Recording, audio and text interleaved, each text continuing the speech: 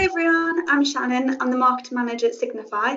Today we have Oli here from the Scala Love podcast. She's here to tell us a little bit about her journey with Scala, why she started the podcast, and any advice she has for us. What is your background that sparked the interest in engineering in the first place? So I've got interested in programming while I was studying at school, like really early. I was interested in solving tasks.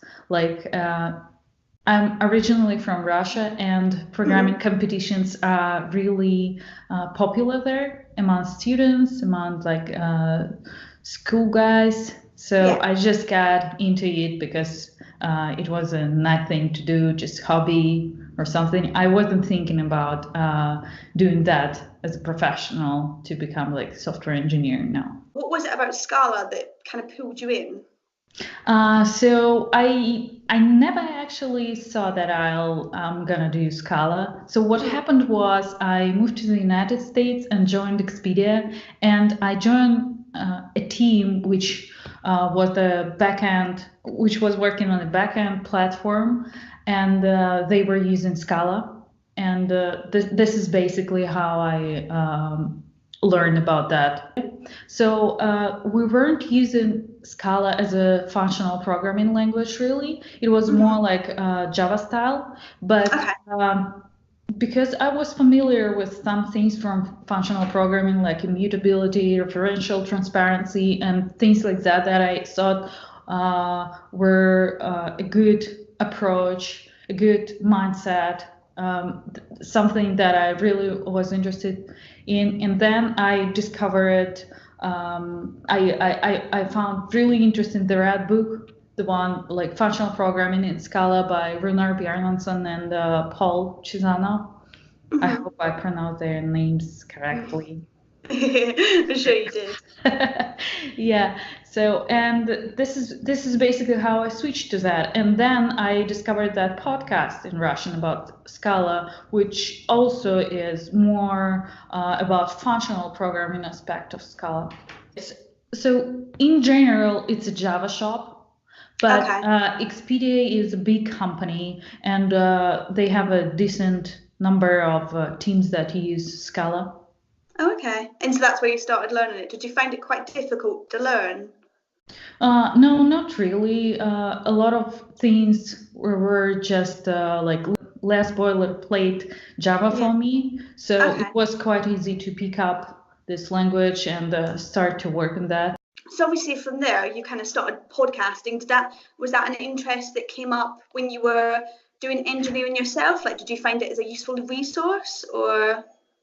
So at some point in my life, I decided that I picked up my profession being programmer too early, and I switched to, I was a singer. Then then I came back, but this obsession of like microphone, holding it, and that's still with me. So I originally went to a podcast about Scala as a guest.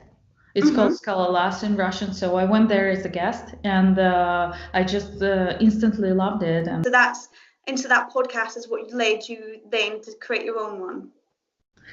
So I after a year or so doing that podcast, I already knew that I absolutely love it.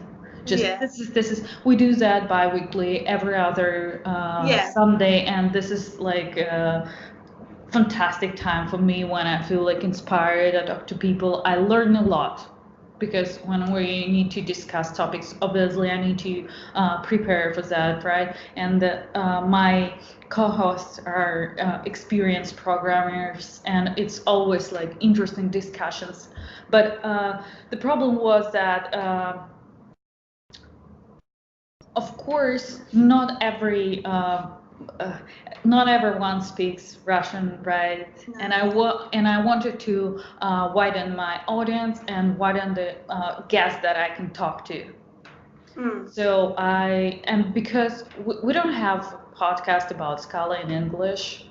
We used to have one, but not now. So I thought, hey, this is the spot waiting for me. What so far do you think has been your most valued experience out of doing podcasts in general? It's for me, it's preparations. When I prepare something, I have to dig into whatever content my guests produce. So I'm just uncontrollably consume everything they do. And when so I pick up guests and I dig into what they're doing. So now I'm kind of understand recursion schemes, and I looked at what John DeGoes did. So it's helping me to be aware of what's around. So this is for me a really important part of it. Yeah, I can imagine that speaking to these people and hearing what they do and how they do it would help you learn and further your skills a lot. And I guess that's the benefit of podcasts, that people can then listen to someone's experience and gain experience themselves. Yeah, and also my podcast is not only about programming. It's not like purely engineering podcast like a lot of others. It's also about community, and I really want to cover these topics about how we communicate with each other and how we can improve that. And I love when my guests say something inspirational, motivate people. This is important part of it too. Yeah, definitely. And I think you're right, and the Scala community is such a close-knit and valued community in itself. So to have you there giving that kind of feel to the podcast, I think is really great, and I think could be definitely quite inspirational for a lot of people.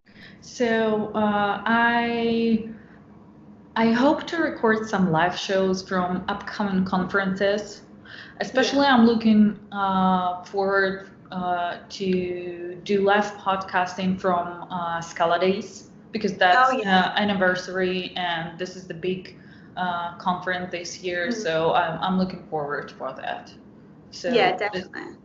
I still will have guests like 101 kind of discussion, but I want to add some live discussions with multiple guests. Speaking about conferences, what conferences will you be at this year? So I'm helping to organize Northeast Scala Symposium. So it's in 2 weeks from now, and this is the first one this year for me. Then I go to the conference called J Point in Moscow, Russia. Like same time period, like 1 day later than Northeast Scala. Then I attend a conference called Developer Week in Seattle. So it's gonna be end of May. Then LambdaConf, then Scala Days, Scala World, probably Lambda World. I'm not sure. Scala IO. So a lot of plans actually. I'm changing them. I'll keep everyone posted in Scala Love Twitter. So if you could look back on the experience that you've had so far and speak to like your past self, what would be your one piece of advice you would give yourself? Give myself keep calm. Just do what you love to do, and everything will line up to that. This is I when I started to do podcasting in Russian, that podcast, I had no idea what it. I just liked that. I didn't like expect anything from it, but finally I started my own podcast, which is great. And it's like a really interesting podcast to listen to. And like you said, it's not just engineering. So if you don't have so much engineering experience, it's that community feel as well. So you can still learn a lot from it. Oh, thank you. Perfect. Well, thank you very much. And I'll put the link to the Scala Love podcast details in the bottom for you. And thanks for watching, guys.